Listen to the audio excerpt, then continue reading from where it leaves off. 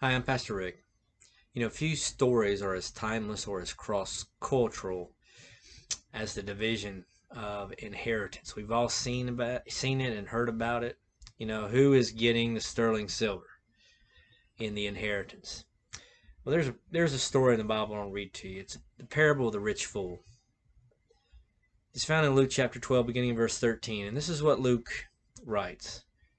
Then one from the crowd said to him, "Teacher, tell my brother to divide the inheritance with me."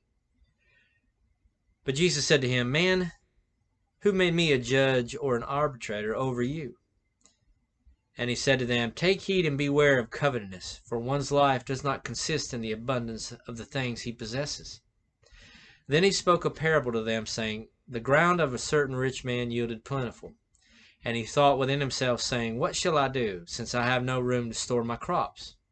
So he said, I will do this. I will pull down my barns and build greater ones, and there I will store all my crops and my goods. And I will say to my soul, Soul, you have many goods laid up for many years. Take your ease, eat, drink, and be merry."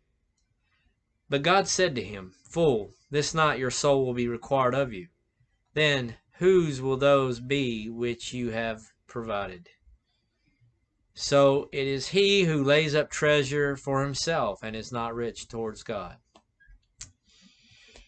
In the Middle East today, and especially really back during the times of Jesus, inheritance represented a family's legacy. Owning property, especially land, brought honor. In first century Judea and Galilee, rabbis were generally called in to resolve civil matters, civil disputes. And even though Jesus was not formally known as a rabbi, his reputation as a powerful teacher preceded him. A man of his fame would certainly be able to settle a civil dispute. And it's for this reason that Jesus is approached to be a familiar arbiter. And then what does he do? He tells a parable to help his listeners see their problem from God's perspective. Now there's a conversation. Someone asks Jesus a question. And then Jesus replies and says this, "Man, who appointed me a judge or an arbiter between you, or between y'all, between the two of you?"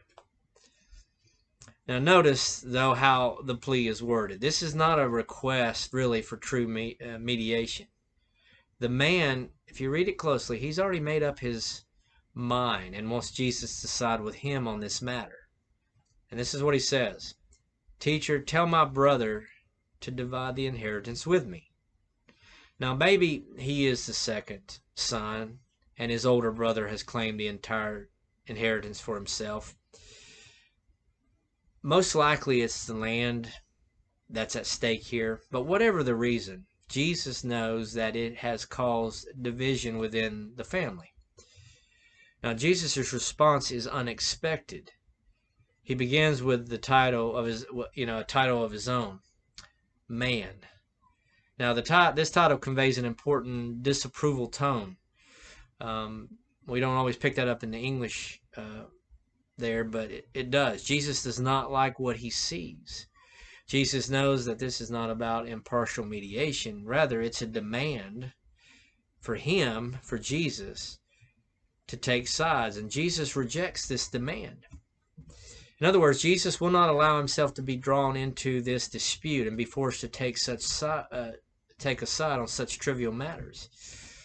Now, Jesus understands that there is something far more important at stake here than property. It's reconciliation and not division that should be their primary concern. Now, in all reality, Jesus will become judge over them, not between them. Now, the Jewish tradition was rich in wisdom and proverbial sayings, and that's why the book of Proverbs is such a great example of how important these sayings were for the Jews, because of their importance and influence in the first century culture. Jesus begins with a proverb of his own, and this is what he said. He said, "Take heed and be on your guard against all covetousness. For one's life does not consist in the abundance of his possessions." Now, the warning here is often interpreted as if greed or coveting is the problem. But covetousness is merely a symptom of the real issue. The deeper problem that Jesus wants them to see is how a person viewed themselves.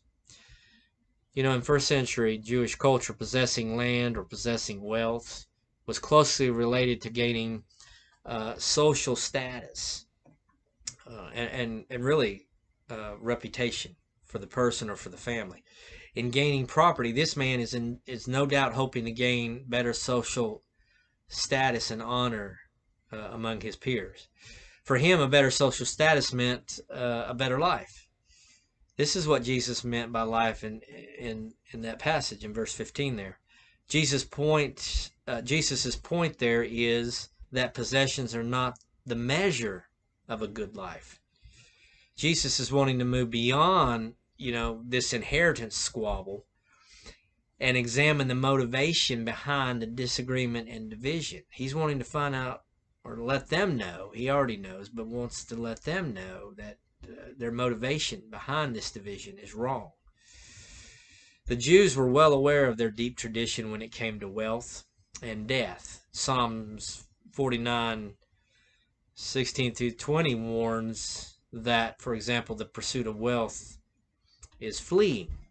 And then in Ecclesiastes 2, the first 11 chapters, or first 11 verses in chapter 2, describes the futility of building large estates in this world. It's futile to do that.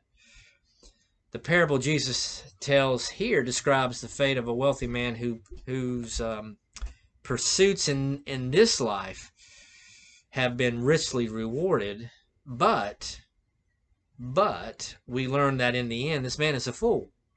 He's a fool. Jesus lived in a world where the successes of farming were largely beyond a farmer's control.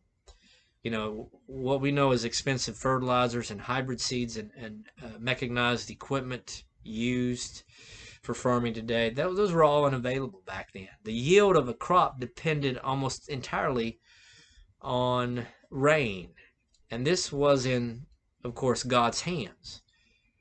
The parable therefore implies that these crops are really, they're a gift from God. Now notice that Jesus says it's the ground that produces the crop.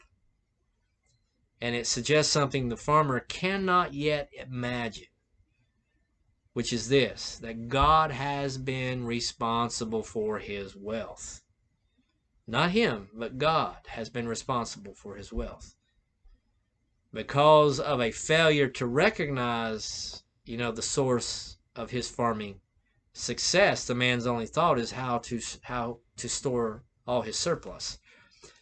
The phrase there in that passage which says he thought of himself, and it also says there, my crops. Those two phrases suggest that the farmer does not take into consideration his surrounding village or community. He's thinking only of himself. Instead of being concerned with those around him in his community, this man is counting his own wealth in isolation from everyone else. It is about his achievement and his prosperity without even a hint of thanks to God. Now, Solomon in Ecclesiastes 5 verse 10 could have given him some great advice when he said these words, "Those who love money never have enough. Those who love wealth are never satisfied with their income. This too is meaningless." Now, in telling this story here, Jesus knew that his listeners could relate to what he was saying. After all, life in first century Middle East, was very fragile. Very, very fragile, with famines very common, and farming surplus was really a rare thing. But there could be another motive here as well. And it's this, if his crops are abundant, it is likely that other farmers' crops would be as well, making the market value of his crop, lower than expected. Rather than sell now, he could be motivated to hold off and bring his crop to market when there is a low yield and demand is much higher, giving higher profits to him. Still, though, the deepest problem in the farmer's life is uncovered in verse 19, where it says this, "And I'll say to myself, You have plenty of grain laid up for many years. Take life easy. Eat, drink, and be merry. Now, some translations have it translated there by saying, and I'll say to my soul. I'll say to my soul, or say to myself. In the Greek, the term literally means the totality of life. The totality. Thus, really, what's in essence what this man is saying is that my life has turned out just as I have wanted it to turn out. So the deception that Jesus is exposing is the false idea that a fruitful yield leads to a fruitful life. A prosperous farm means a prosperous soul. Riches will give you a rich life. That's the deception that Jesus is exposing. That's the false idea that Jesus is wanting to reveal. It's interesting, here that Jesus could have ended the story with a warning about wealth and how it can seduce our souls and lead us to lose faith in God. But, such straightforward instruction is not how Jesus uses parables. It isn't. As with other parables, Jesus makes a sudden and surprise addition here. What he does is he said God intervenes in the deceived farmer's life with a shock. That's what Jesus is adding here. And then he says this, but God said to him, you fool, this very night your soul, your life will be required of you. Then who will get what you have prepared for yourself? Now, he's a fool because he lacks the very thing he thought he possessed. He is not living with abundance, but in emptiness. He's not rich, but bankrupt and impoverished. And he doesn't even know it. And then, really, he dies immediately. That's what's happening here. He dies immediately. Tonight, your life will be taken, Jesus said. There is no more time to make plans or enjoy, your possessions. This very night, God will take back what he has given to you, which is your life. That's what Jesus is saying. Now, the word for require there is used in Greek as is really like a repayment of a loan. Now, really what that's saying there is that his life has been on loan, a gift from God, and now its use has come to an end. And and that's something we need to realize too. Our life's on loan from God, and one day it will come to an end. What about the newly built barns and their contents that he has, established or put away? His property, all that stuff? Well, they're all lost. They're lost. Ironically, the man will never know what happens in the estate fights, that follow his death. His search for security and comfort has now led to a dead end. And the lesson is this: God is the ultimate arbiter of life and property. Now, Jesus ends the parable with another proverbial or wisdom saying when he says this, so it will be of the one who lays up possessions for himself and is not rich towards God. Now, a strict literal translation in English of this verse would read this way: thus it will be for those storing up for themselves and those not making riches for God. Now, the man in this parable is treasuring life in the sense that he is hoarding it. He is hiding it away and controlling life's resources. And Jesus shuts him down. God shuts him down. Now, there is a tendency among Christians to try to gain riches in God for themselves instead of valuing God's greater purpose and treasure.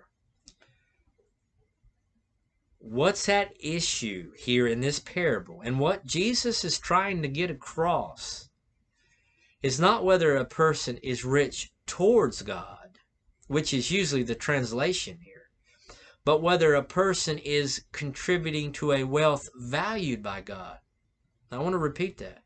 What's at issue here in this parable, and what Jesus again is trying to get across, is not whether a person is rich towards God, but whether a person is contributing to a wealth that is valued by God.